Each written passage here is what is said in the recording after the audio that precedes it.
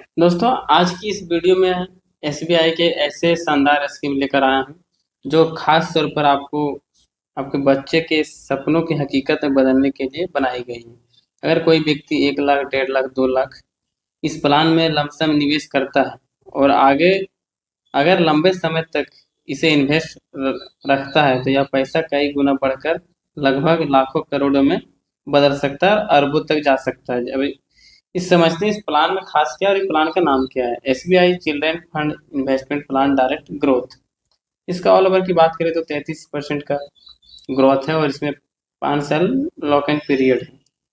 इसमें 5 साल तक आपका लॉक इन पीरियड है। यदि आप 5 साल के पहले पैसा निकालते हैं तो कुछ चार्ज कटेगा, आपका पैसा निकल जाएगा। वो कुछ इसका नोटिस है, वो हम लोग पढ़ते हैं।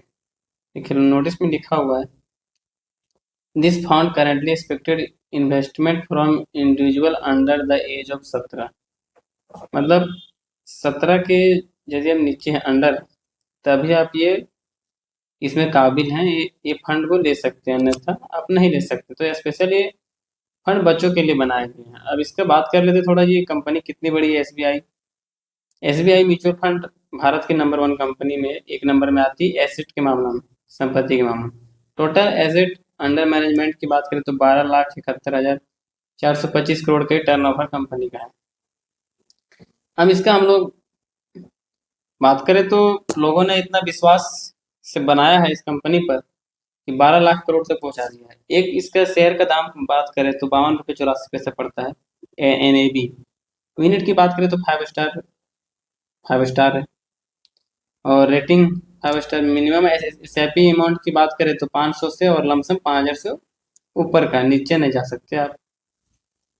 और बात करें expensive ratio exhaust lot tax की बात करें तो एक्सपेंसिव रेशियो 1.12% है और एग्जस्ट लॉट की बात करें तो 3 साल के अंदर निकालते तो 1 से 3% आपका चार्ज कटेगा।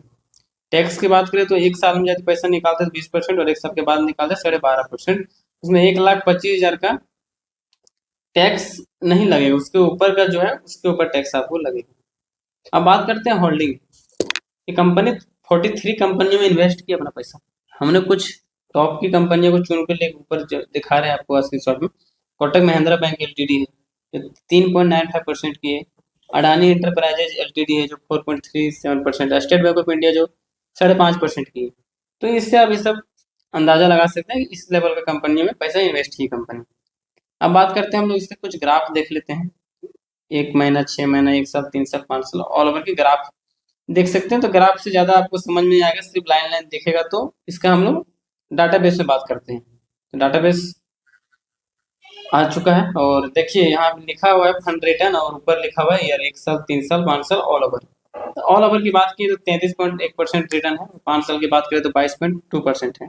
3 साल की बात करें तो 21.6% और 1 साल की बात करें तो 15.4%। जहाँ ऑल टोटल कंपनियां ऑल ओवर 12% देती है, वहां पे ये ऑल ओवर 1 साल में 15% दे रही है। तो इसका शेयर कुछ बड़ा डिफिकल्ट है और पता नहीं इसमें होल्डिंग में अच्छी अच्छी कंपनी ग्रोथ कर रही है, इसलिए इस लेवल रिटर्न दे पा रही है। अब चलिए हमने बात करते हैं जो हम लोग पैसा वहाँ बात किए थे 1 लाख, 1.5 लाख, 2 लाख शुरू में स्टार्टिंग में, कैसे कितना फंड आपका बन सकता है उसका थोड़ा हम लोग देख लेते हैं। हम देखिए 5 साल यदि आप 1 लाख छोड़ देते हैं तो आपका ये 4,30,63,000 बन जाएगा।